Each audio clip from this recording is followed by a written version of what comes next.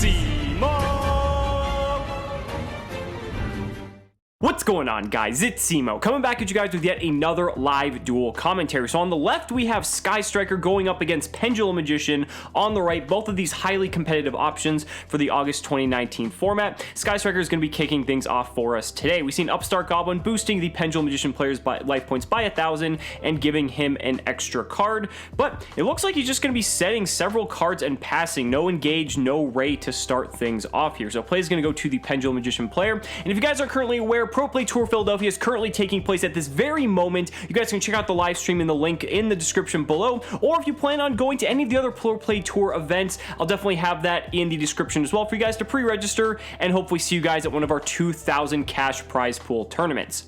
So the Pendulum Magician player is just starting things off with a copy of Dragon Shrine, sending a copy of Darkworm to the graveyard. That is going to be met with a Shark Cannon, it looks like. Shark Cannon being able to act like a pseudo copy of Called by the Grave, banishing that Darkworm before it has the ability to start getting just getting the Pendulum player rolling, getting to that gate 0, generating that free +1 in terms of card advantage, and just setting things off. We do see a Pendulum Call, though, pitching another copy of Darkworm, which is one of the best quote-unquote combos the deck has, that is going to be met by an Ash Blossom. Then we see Darkworm attempt to activate its effect, but we have Called by the Grave to negate the second copy of Darkworm from coming down. Man, the Sky Striker player just having all the answers for these first few moves here from the Pendulum Magician player, and he's only got a few cards left to work with here, but the Sky Striker player only has those 2 set remaining back row.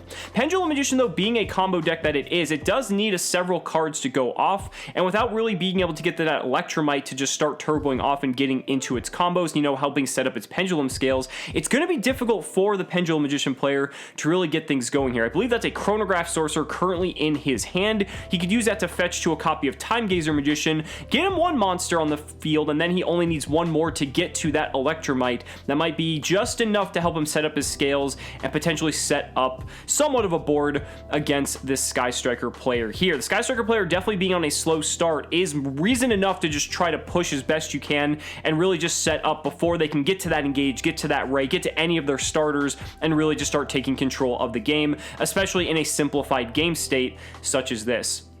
So now we see Wisdom Eye Magician coming down. Wisdom Eye isn't really seen too often in the Pendulum Magician deck, but it is still a very powerful card nonetheless. We're going to see it use itself to pop it, and it's going to go ahead and fetch for another copy of a card here. So we're going to see an Oath Dragon Magician. Oath Dragon allowing you to just add any of your magicians back to your hand. However, he could just potentially grab that that Wisdom Eye back, which looks like that's what he's going to do. I think it's interesting that he opted to go for Time Gazer in the scale, so he might be going for a small pendulum summon here with the Chronograph Sorcerer and possibly something else that's in his hand. So Wisdom Eye, Chronograph, and the Gate 0 in his hand. So it was going to be a full pendulum summon for 3, no cards in either player's hand at the moment here. And now it looks like we're going to go straight to the battle phase. Chronograph Sorcerer is going to attack as well as Wisdom Eye, so I believe that's going to be 3,500 damage, 2,000 from the Chronograph, and 1,500 from the Wisdom Eye. So that's going to put the Sky Striker player at about half life points, not the worst. And this also does indicate that it could indicate, actually, I should say, that the Pendulum Magician player does play multiple copies of Gate 0, because although you do want to get that Darkworm on the field, some players do like to play multiple copies just so that they do get that guaranteed +1 off the Darkworm search. But now we're going to see the Pendulum Magician player start to go off a little bit here, because now he can access Electromite. He has already Pendulum summoned, so he doesn't get to take advantage of the arrows that Electromite provides him. However, being able to set up his extra monster, or excuse me, his extra deck by sending any Pendulum monster there, looks like he's going to go for that Darkworm. This Pendulum Magician player is hell-bent on getting that Darkworm to resolve in some form or another, but now he can just use Electromite, pop one of his cards, draw a card, and then he's going to be able to go forth and just easily be able to recur that card and then draw a new card off of Electromite's 3rd effect here. Pendulum Magician player just consulting his extra deck to see what other cards he has available. Oh, but he actually decided to pop the monster in his main monster zone instead, so he is not going to trigger Electromite's 3rd effect, so excuse me, but that is one of the perks of Electromite, just being such a very powerful card. And there we see the Ray off the top deck for the Sky Striker player, and this could change everything, because now that he has Ray can go... You see his frustration on the stream there, but now he's going to be able to go into Hayate. Hayate can attack directly for 1500 damage. That will allow him to send a copy of Engage to the graveyard. He can then tag out Hayate for Kagari, Kagari being able to add the Engage back to his hand, and the Sky Striker player is now going to be able to take a very, very solidified position in this game one. So there we go, we see Engage being sent, and this is just why Sky Striker is so powerful, because while yes, we did see him get to a pretty slow start there, they play some very good, powerful, generic cards in their own right, but then once you get to your engine cards, once you get to your Engages, your Rays, and just everything to access the rest of your engine, it can just be absolute madness. So, Engage in the graveyard, we're going to see a main phase 2 tag out here of Hayate, most likely for Kagari like I alluded to earlier. That will get back the Engage, and at this point, the Sky Striker player is just going to try to solidify his board state because the Pendulum Magician player does not really have that much going on here, and this is going to swing things pretty significantly because now he can start to slowly pick about the board if he so wishes. He can go for cards like Widow Anchor just to steal the Electromite, or Afterburner just to destroy it outright, which it looks like that's exactly what he's going to do. And realistically, it's just going to start swinging in the Sky Striker player's favor heavily because when you get into these simplified game states, control decks like Sky Striker are just so good at what they do. He even had 3 spells in grave because of all the cards he used in his previous turn, so he gets that extra draw off the Engage as well. Afterburner's going to come down, take out the Electromite, and he also gets to take out a Pendulum Scale with the Afterburner's other effect. He's going to go for Oath Dragon Magician here, which I think is the correct call because Oath Dragon does have the recursion ability, especially since there is another magician in the scale there. So now we see Shizuku. He's going to set the card that he drew off of the Engage. I believe that was a copy of There Can Be Only One, and that's actually a very solid card, not only just in this matchup, but plenty of other matchups in this current format, because just being able to stop your opponent from having multiple monsters of the same type can be very significant. So now we're going to go ahead and see play passed back to the Pendulum Magician player here, and not a lot of options. We know he has this Dark Worm that he added off of the Electromite. Dark Worm will allow him to possibly fetch a copy of Gate 0, which this does confirm he probably plays multiple copies. There it is. Again, just that +1 ability is so strong, but remember, Electromite is limited to 1, and that copy of Electromite is now in the graveyard, so it's going to limit what he can do here significantly. Pendulum Magician player is going to shuffle up now. His plays, he does not have that much going for him at the moment. And the thing is, now with There Can Be Only One in the back row of the Sky Striker player, there's oh, Pot of Desires. Okay, that could change things quite a bit here. So Pot of Desires banishing the top 10 of his deck and allowing him to draw 2. This is another very strong card in this deck because Pendulum Magician just plays so many just combo cards, and you don't really care about banishing cards in particular. Maybe if you're playing the Endymion build, you care about banishing cards like Master Endymion and things like that. But for the most part, you just want to see cards because the more cards you have, the more you can fuel your combo, and the higher your likelihood of that combo being pulled off. So we see 2 fresh new cards in the Pendulum Magician player's hand here, and now we're going to see how he navigates this board of Shizuku and 3 back row from the Sky Striker player. Looks like he's going to go for a Purple Poison Magician in his other scale. That is a low scale. And now from here, he could potentially go for a Pendulum Summon, but he can't really do anything too crazy, I don't think.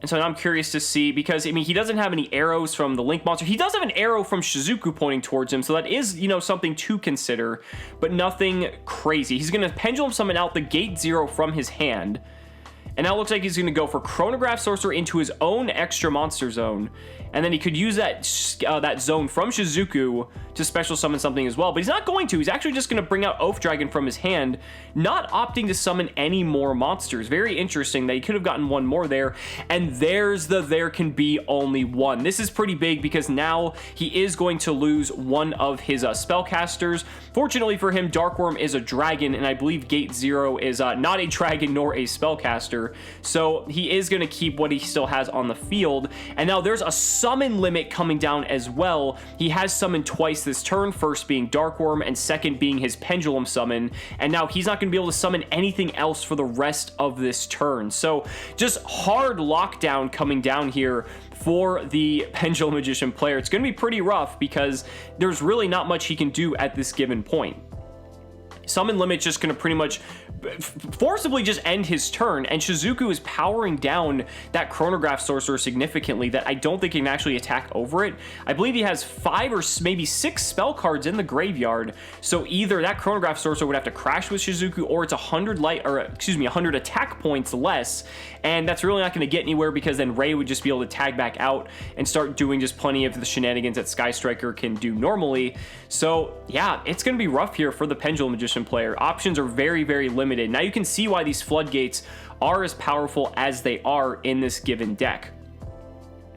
So it looks like he's going to attack the Cimoooooooo. He's going to use the effect of Purple Poison. That will boost the attack of the chronograph by 1200, but most importantly, it will allow him to pop a card too. So we might consider popping the summon limit here because that will allow him to turn back on his summons for the turn.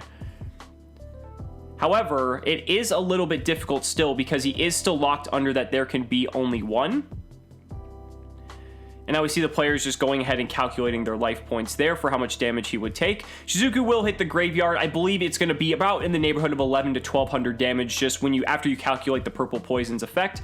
And now we see Ray coming back down from Cimoooooooo being destroyed. And now the thing is, Dark Worm could attack over Ray, but Ray would most likely just tag out, so it really wouldn't accomplish too much here.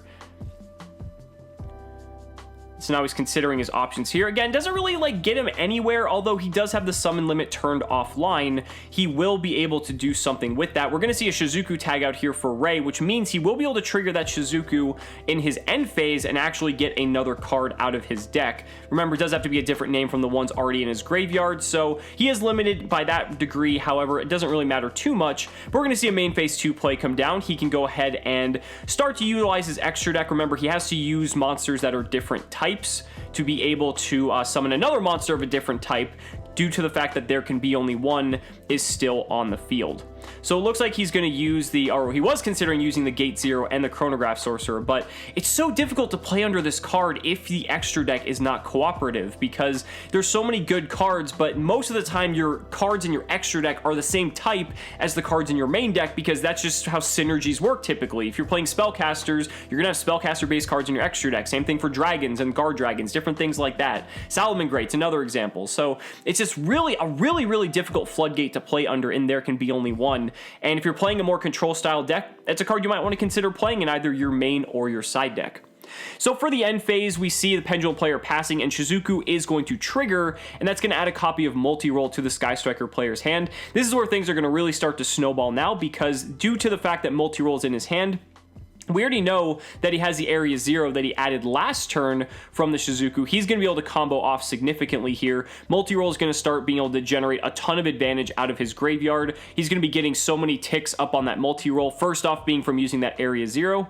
Area Zero is going to go ahead and let's see if it whiffs here. No, he has a Jamming Waves and a Ray, so that definitely is going to resolve. He's going to go for the Jamming Waves. Or at least he's thinking about it anyway. Yes, so he's going to go for Jamming Waves, remove the set card, which was a set Metalfoes Fusion, so it was actually a bluff, but Metalfoes Fusion will actually allow him to essentially cycle through a card and get a new draw in his hand. Spell count doesn't really matter too much because we already know he has more than 3 in the graveyard, and Metalfoes Fusion, while it can be a brick, being able to effectively upstart as many times as you want if you do draw it, if you can get rid of it with Area Zero or Multi-Roll, is pretty good. I believe he might have drawn, and I believe, yes, a Foolish Burial Goods. That's what it looked like. So Goods is going to come down, send that Metalfoes Fusion again, just to get that out of his deck thin a little bit, get that spell count a little bit higher. And now he's going to go ahead and potentially use, he has a copy of Widow Anchor in his hand, and that's what it looks like he was thinking on there. And Cimoooooooo might possibly tag out here for a Hayate, but no, it actually looks like he's going to go ahead and attack over the Gate Zero, just to remove that from the field. He's going to Widow Anchor, take control of the Chronograph to attack over the copy of Dark Worm that is on his field, leaving him with very little resources if he does decide to go for that attack, and he is. So he is going to remove the Dark Worm. He's going to take a little bit of damage here. Cimoooooooo is powering down the Dark Worm, so do keep that in mind. But for the most part, I mean, The Sky Striker player has got this game for the most part fairly on lock because he's used several Sky Striker cards this turn. He used the Area Zero, he used the Widow Anchor, so at the very least he has I think he's used 2 cards that he's going to be able to just recur from his graveyard. So multi-roll can get back something like Engage and Widow Anchor, and yeah, it's just gonna, like I said, in a simplified game state like this, it's going to be so difficult for him to do something like this. And he actually used multi-roll in the end phase as well to tribute off the Chronograph Sorcerer to leave the Pendulum Magician player with nothing. So now he just has an open board, drawing to 1 card in hand. Things aren't looking too good here. I believe that was a Wisdom Eye, yes. So he did get the Wisdom Eye Magician, but again, I don't think that's really going to matter too much here. He does get to pop it to get a new scale out of his deck and potentially just maybe fuel some sort of Pendulum Summon for 2, but again, with there can be only 1 on the field, it's going to be very difficult. Going for another copy of Purple Poison, so still trying to fight back as best he can, but there's a Widow Anchor set in the back row of the Sky Striker player. This is kind of the tipping point where this deck just is going to be able to do what it does best, and yeah, this is why Sky Striker is just one of the strongest decks of the format. Even with the limitation to Kagari, to multi-roll, it's still going to be one of the strongest contenders going into this August 2019 format.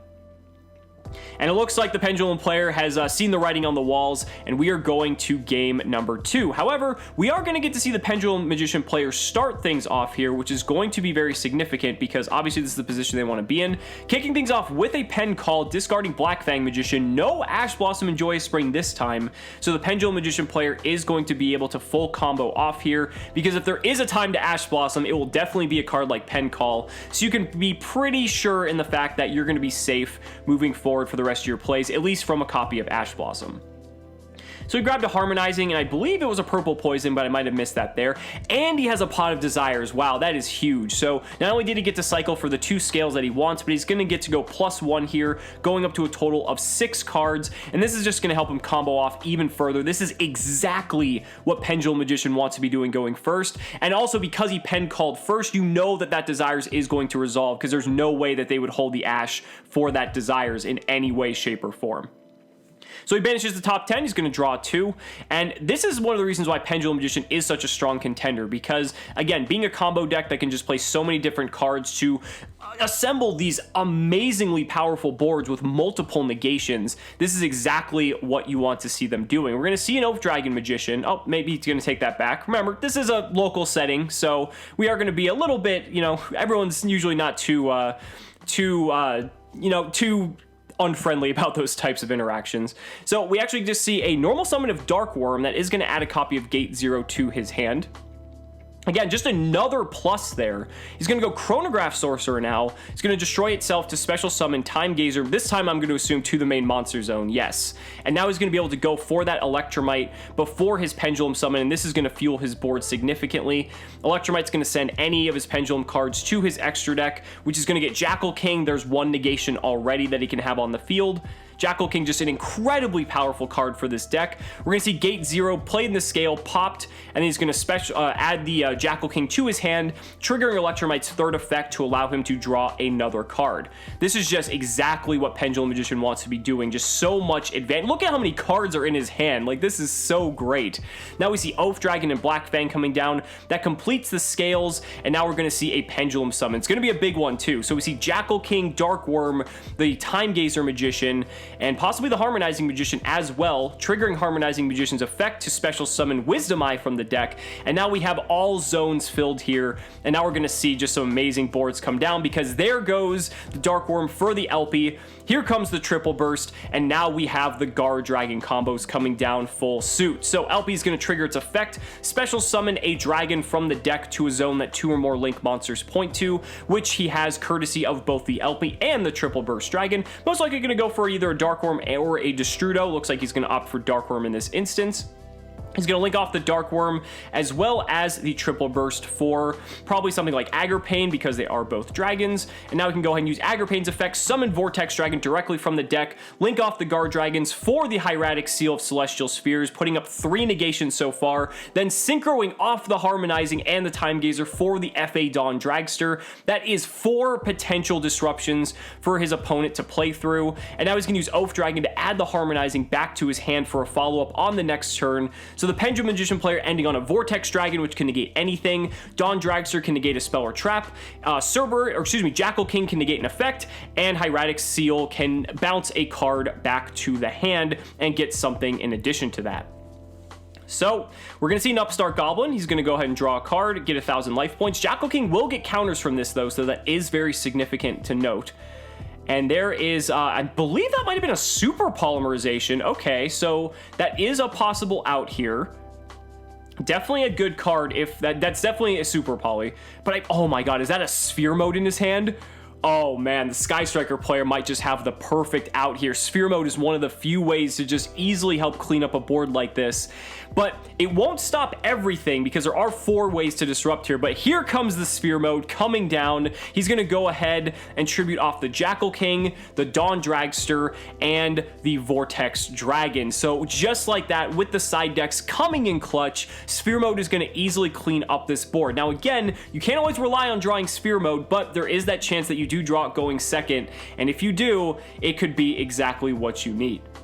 So now Widow Anchor is going to come down here, force the negation effect of the, it's going to negate the effect of the Hieratic Seal of Celestial Spheres.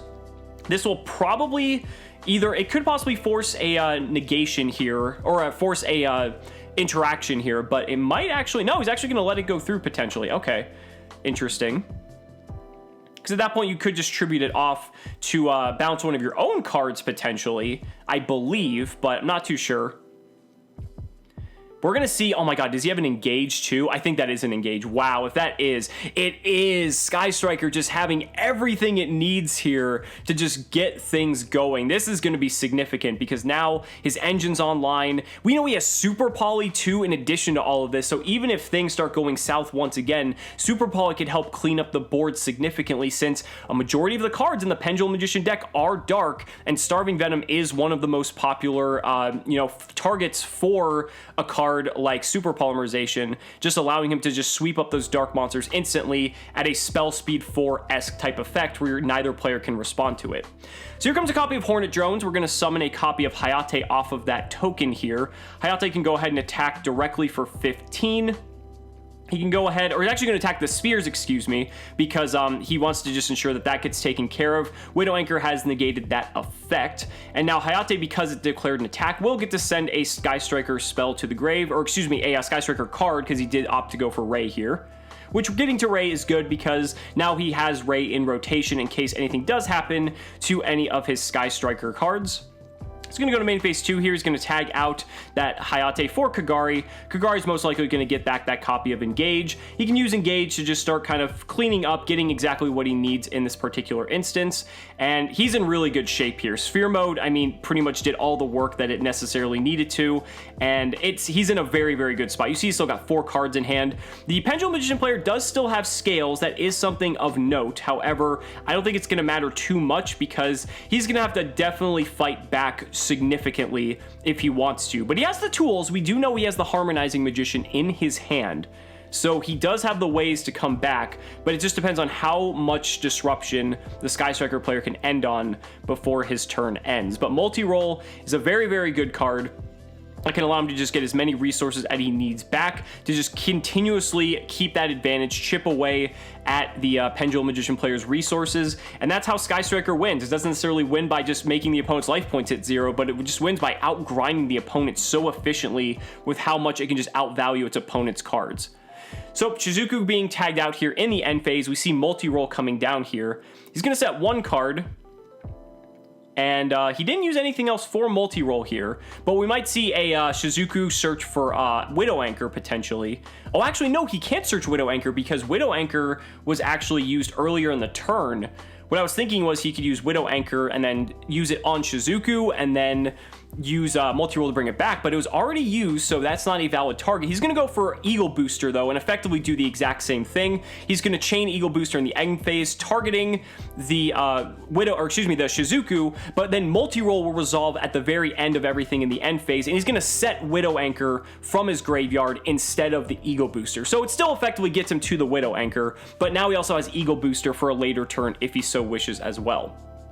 So we only know he has the one disruption that's known. Obviously, there's still the one next to the multi-roll that the Pendulum Magician player doesn't know about, but we're going to have to see how he decides to navigate this. Sphere mode, again, just a very, very annoying card. He can do, plenty of things to work around this. He's going to go ahead and just tribute it off for a second copy of Jackal King here. So that is his normal summon for the turn. Jackal King, if he can get the spell counters on it, could actually be significant to negate Ray if he has a way to destroy the Shizuku here. He does still have to worry about this Widow Anchor, because Widow Anchor, I believe, will not only be able to negate the effect, but most likely be able to steal the Jackal King as well. So that is something for concern, but he does still have 3 cards in his hand. There is a lot he can do to work with. And it looks like he's just going to Pendulum Summon immediately here, going for a second copy of Jackal King and Harmonizing Magician out of his hand and the Gate 0. And Harmonizing Magician will have the opportunity to trigger here. Now, the Sky Striker player could negate this if he so wishes to. I don't think that's necessarily the correct move, because if he does, both of those Jackal Kings are going to get counters, but we're going to have to see what he decides for here. I think it's best to let it go, and it looks like he does. So now the Pendulum Magician player gets to summon a Magician out of his deck. Looks like he might go for a Purple Poison. And starting to rebuild here. Again, the Pendulum Summoning mechanic, very, very strong in allowing you to just come back in these situations if your scales remain uninterrupted. So the Pendulum Magician player just consulting his extra deck there to see what his possible lines of play are. Again, he does still have to worry about that Widow Anchor, and that's pretty much the main thing he's going to have to bait out here that he knows about. There obviously is the other set back row too, but the Widow Anchor is the known threat that he has to work with. So he does have the Harmonizing Magician here, so he could, as a tuner, go into something like Savage Dragon to potentially just shut down the Widow Anchor. He's going to go for, it looks like, a Beat Cop using his Gate 0 and one of his Jackal Kings. And now we're going to see, I believe, a Synchro Summon here. He's going to banish that Purple Poison that he summoned off Harmonizing. And now here might potentially come the Savage Dragon, which could be very significant, because being able to shut down that Widow Anchor could be huge, but there's one card it can't shut down, and that's Super Poly. So that could be a huge blowout here if this is the line of play he decides to take. Could also be going for a Link play, but I don't really think there's anything significant enough to go for in the Link 2 pool that would matter. And so yeah, there's Savage Dragon coming down. One of the strongest Synchro cards ever created, in my opinion. And now we're going to potentially see a response here. And there's the Widow Anchor. So he actually has 2 Widow Anchors that he's going to play through. So Widow Anchor is going to be used before Savage Dragon is able to get the Boral counters on it. And then the second Widow Anchor is going to be used on the Jackal King. So that means that both the Jackal King and the Savage Dragon are going to be shut down. And now that basically means he has no other plays that are left, and he's going to take both of those monsters as well with both copies of Widow Anchor. One copy of Widow Anchor, of course, being banished because it was brought back off of the multi-roll from the previous turn. But this is just very, very bad for the Pendulum Magician player here. He's got no cards left. I mean, he's got 1 card in hand, but he's already Pendulum summoned. Things are just looking a bit grim here.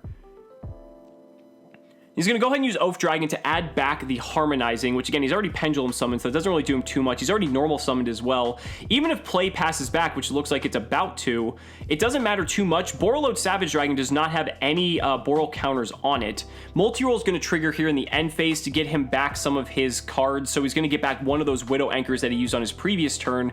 And now we know he has Super Poly, so if he has the correct target, he could actually just Super Poly, clean up both of those dark monsters, because Savage Dragon and Jackal King are both darks, and potentially just maybe just win right here, because there's going to be such little advantage that the player will have left. You just have to keep in mind, though, that the life points may not allow him to do such a play, and he might want to use Super Poly more defensively, but we're going to have to see what he opts to go for here. So we see Area 0 come down. That is going to put 2 counters on the Jackal King, making its monster negation ability live. He's going to go ahead and use Area 0 on the newly set card. We're going to see if he has a response here. Most likely not. We're going to see an Engage and a Shark Cannon, so definitely got the Engage. That's just crazy, because now Engage can just allow him to just destroy his entire board. But there's a Droll and Lockbird. Okay, so Droll can actually slow down this play here quite significantly. The Sky Striker player would have pretty much just had full control of this game if there were no Droll and Lockbird here. Don't get me wrong, Sky Striker player is still in a very powerful position, but that Droll definitely does slow things down a bit. Now, he does, again, have to consider how he's going to approach dealing with this board, because that Jackal King does have the counters on it, which means that he can't use the effects of any of his Sky Striker monsters without them being disrupted by the Jackal King. However, it's not the end of the world, as I mentioned earlier. He also can't use that Super Poly immediately because he doesn't have any free spaces in his extra monster zone or an arrow that he's currently having pointed towards him. So that's not going to do much. He is going to use Widow Anchor here to go after the Borreload Savage Dragon, interestingly enough. That's going to put 2 more counters on the Jackal King. Now, we could potentially link off here for a Hayate to give him a downward pointing arrow, and that's what he's going to do. Now, at this point, he could... It's a bit difficult to say. He's already used Area Zero's effect, I believe, but he is actually just making sure that his counters are in check for the multi-roll to make sure the count is correct. He's actually going to Hayate swing over the Beat Cop, and Hayate is going to send another Sky Striker card from his deck to the graveyard. We're going to see if Jackal King opts to negate this here, but it doesn't look like it's going to. So Hayate's going to resolve. He's going to send another copy of Area Zero to his grave, just helping fuel that spell count a little bit more. Now he's going to use Borreload Savage Dragon to attack over the Jackal King. Savage Dragon with that 3,000 attack to Jackal King's 2,400, I believe. So that should be 600 damage. And now the Pendulum Magician player, once again, without any board whatsoever. So this is just, again, the power of Sky Striker. This is exactly the situation it wants to be in. Simplified game state, easily able to outvalue the cards that any other deck it plays against has. Just being able to just easily just churn through the advantage. We're going to see one set card here, which I believe now is the Super Poly. Multi-roll is going to trigger on the end phase. He has 2 ticks on it, so he can get back 2 of his cards. He's going to go for Eagle Booster, and I believe he has a... oh, no, he doesn't have any Widow Anchors, because those are both banished, but he does have Engage. Engage might be the next best option here, and it looks like that's what he's going to go for. Eagle Booster is going to allow him to just pretty much ensure that he lives to the next turn. Not that that was, like, really... difficult for him to achieve at this point regardless, but Eagle Booster, just such a powerful card, especially when you get 3 spells in grave. We're going to see play back to the Pendulum Magician player. He's going to add the Time Gazer to his hand via Oath Dragon Magician's effect here. And remember, his scales are still intact, so he does have the ability to Pendulum Summon. There's a Pen Call, and that's not going to prompt any sort of response here, so that Pen Call will resolve. Again, at this point, all the back row from the Sky Striker player is known, except for that middle back row. We do know he has an Eagle Booster and an Engage. So the Pendulum Magician player not only has to navigate this board, he has to worry about that other back row, but also take out the multi-roll to just stop the recursion engine from Sky Striker. There's just so many things going on when you're playing up against Sky Striker that you have to consider. You have to figure out what to prioritize first to just kind of stop them from snowballing as heavily as they are, but it's so difficult just because they are such a good advantage generating engine. So Pendulum Call has resolved. We're going to see a Pendulum Summon here for 1 coming out of the extra deck. He doesn't have any more arrows to provide him, but we're going to see a full Pendulum Summon for 4 here. Harmonizing Magician going to get something else out of the deck. And here we go again. This is just demonstrating just how powerful Pendulum Magician can be when its scales are still active, because it does have 5 monsters once again on the board when it had 0 the last 2 turns. So this is just a very, very good demonstration of Pendulum Magician's ability, but just because he has those 5 monsters doesn't mean he's in the best of positions at the moment, because at any point, if that Hayate gets threatened, he can just easily go ahead and use Eagle Booster to ensure that it's going to stay on the board. He also still has 1 card set in the back row, which most of us know is Super Poly, so Super Polymerization can just clean up anything that's deemed to be a threat, especially because now Hayate is going to give him a downward pointing arrow on his zone. And we're actually going to see an Eagle Booster here being used after the Pendulum Summon just to ensure that no other shenanigans take place. And there comes the Super Poly, pitching the copy of Engage in his hand, and we're going to scoop up the Jackal King as well as the Harmonizing Magician to make our good old friend Starving Venom Fusion Dragon. Also, keep in mind that he did use that Eagle Booster, because had he not done that first, he would not have been able to do that. But that's actually going to do it. Sky Striker is going to take this one 2-0. Guys, thank you so much for watching the video, and we'll see you in the next match.